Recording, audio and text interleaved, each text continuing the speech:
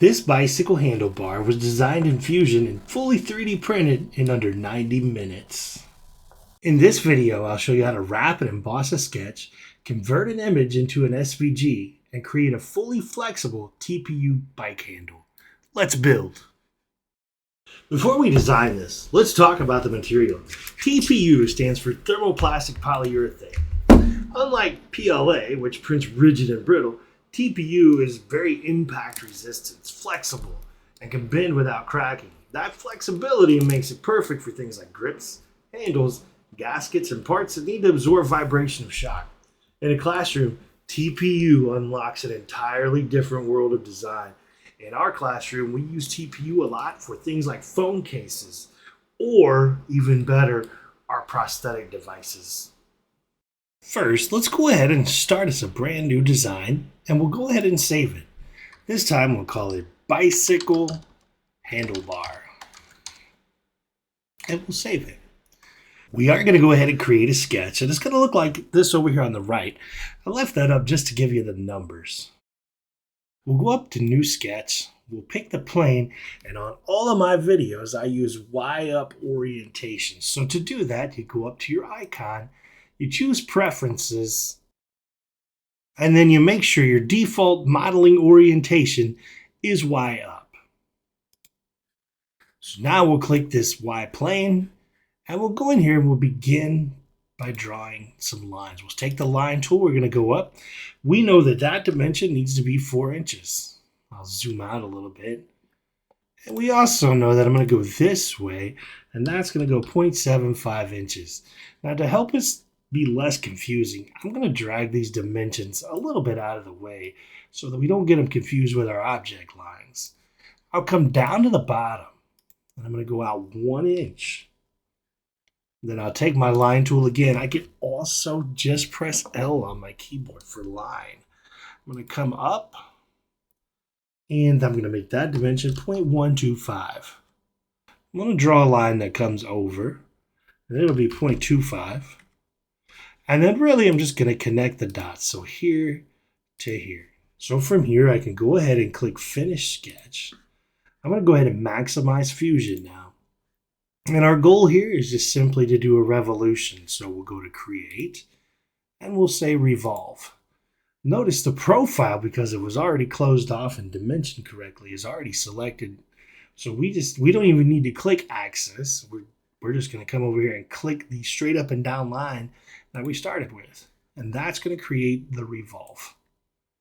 Okay, so if we rotate this around, or we orbit this is kind of what we've got. Now we'll go ahead and press the home button, and we'll move into our next step. To do the pattern, we're going to have to actually get a geometric pattern. We'll go ahead and minimize this and go out to Google. So you can see here, here's kind of the pattern I chose. So I'm just open a new tab in Chrome and type in images. And I'm just going to type in geometric pattern. And you see I've done it before. It really does help to have a lot of contrast. So I say black and white. And you're going to see all kinds of stuff pop up. You can pick your pattern. This is the one I went with last time. So I'm going to right click on it and say Save Image As. And you can see it saves it as a PNG, but there are other file formats as well. So I'll click Save. Now we're going to have to go out to a special website to help us out. We're going to go to another tab, and we're going to type in convertio.co. Okay, so convertio.co. And when we go there, this site, and this is just one that I use, but there are a lot of sites out there that will convert files for you. So I'm going to choose the file here that I just downloaded. And over here it says it's a PNG, but I need to tell it what to convert to.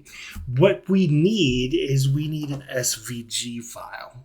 So I'm going to choose SVG. And then I'm going to click Convert. And you see it takes a little bit of time. 5 to 10 seconds, anywhere in there. So you can see it's finished. I'm going to download it now. You see now it has showed up in my downloads. Really, that's all we're going to have to do on the internet. So let's go back to Fusion. This is where we left off at, right here. what I'm going to do is create a tangent plane here. A tangent means it touches that circle at one point. So I'm going to go up to construct, and I'm going to choose the third one down. It says tangent plane. And then I'm going to really just click the outside of the cylinder, outside of the long cylinder. And you can see it puts it there. Wherever it puts it is just fine. I'm going to click OK. Then I'm going to click Sketch. And I'm going to click on that brand new plane that I just created. Something that will help us out quite a bit is to actually project our geometry, because if we don't, it's going to be really hard to click on these lines, because here's what we've got to do. We've got to make a rectangle that connects there and there. Now you can see because it's having a hard time snapping into this line. I'm going to press Escape. There's two ways to get to project. You can either press P on your keyboard, or you can say Create, go to Project and Include, and there's Project. I'm going to go ahead and click the top line, even though I really don't need to do that one. And then I'm going to come down here and click the top line of the bottom. So I'll click OK. Now you can see they both have turned purple. And the way I remember that, P and Project, P and purple.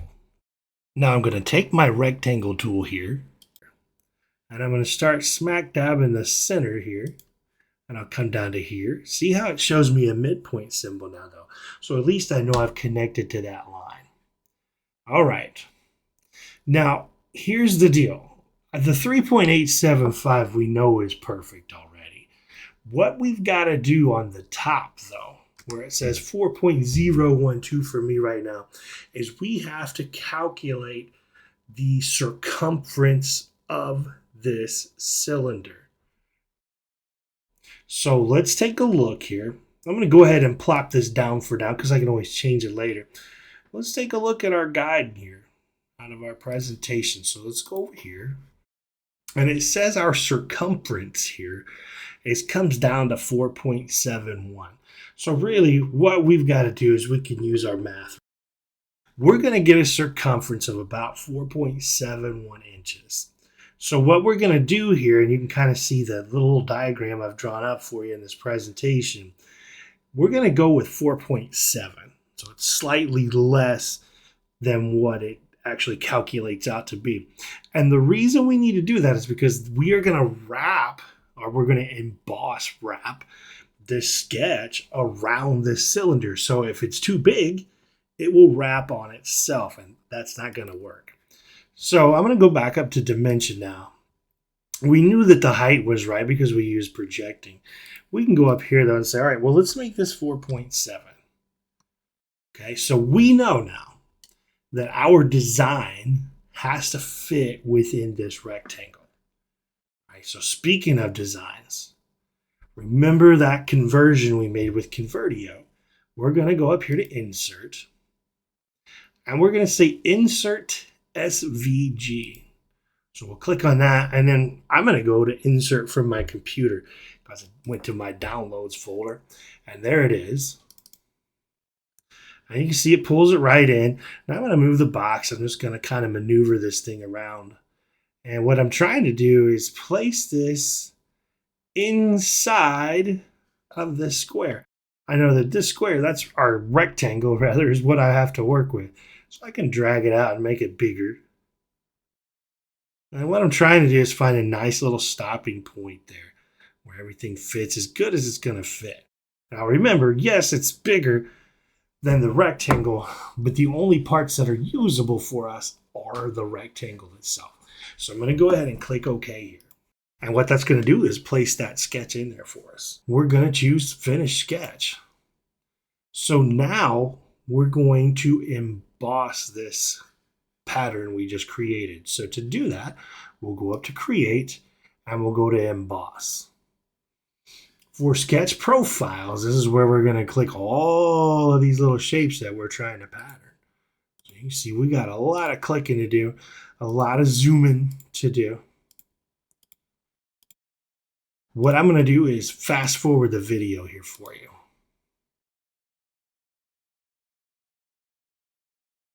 That's our emboss that I've clicked in. And for faces, what I'm going to do is I actually just click the cylinder now, so the round cylinder.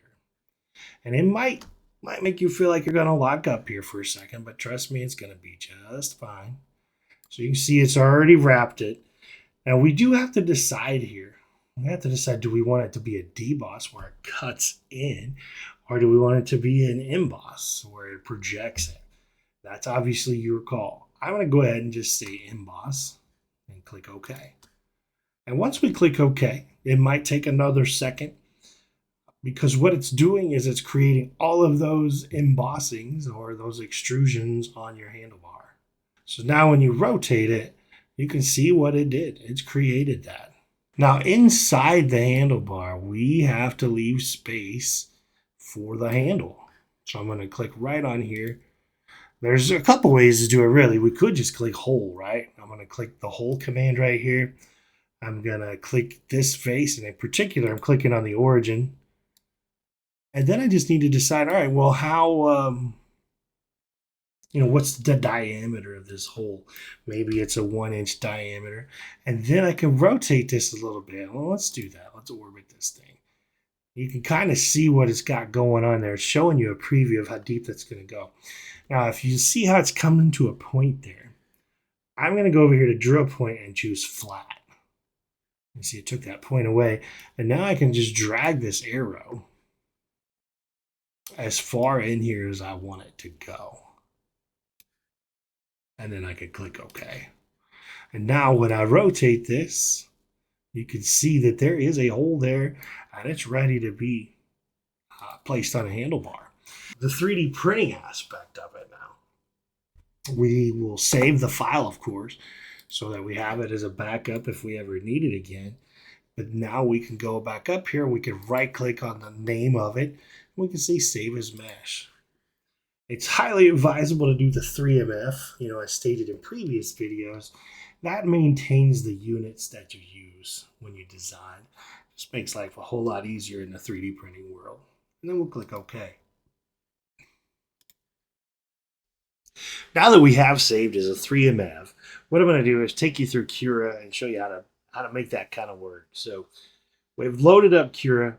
I am using an Ultimaker S6 printer. It's a beautiful printer. It does a fantastic job too. So we're going to go to open and I'm going to find that file. And if I remember correctly, I saved it as bicycle handle version 2. And so I just did a search up here and I'll pick that one. Okay. There we are, and it'll load that up for us. Now what we've got to do is orient this thing so that it can actually print. But what I would like to do is just kind of center it on the plate. So I'm going to right click on it, choose center selected, and then I also need to rotate, and here's rotate. So take the red arrow this time, and all I'm going to do is turn that to 90 degrees. And as soon as I do, and then I move it up, so I'm going to click off of that and click back to click on the part, choose move, and I'm just going to move it into position. Okay. So what I've done is laid that thing flat on the bed of the printer. Okay. From here, now we've got to remember we have TPU, so we've got a little bit of settings to do. The nice thing when you use an Ultimaker printer, if you use the Ultimaker filament, it's got a chip inside it, so it recognizes all the different settings. And believe me, TPU has numerous settings. Okay, so it runs different than any other filament. So now that I've got it set up, I've got to go up here to my Ultimaker Blue, and this is the TPU. I've actually got to go over here and say enabled. Okay, now you can kind of see it highlights up. So I'll click off of that and I'll click on the part, and I'm going to say, all right, I want you to go, and I'm down here on the left. I'm choosing the extruder.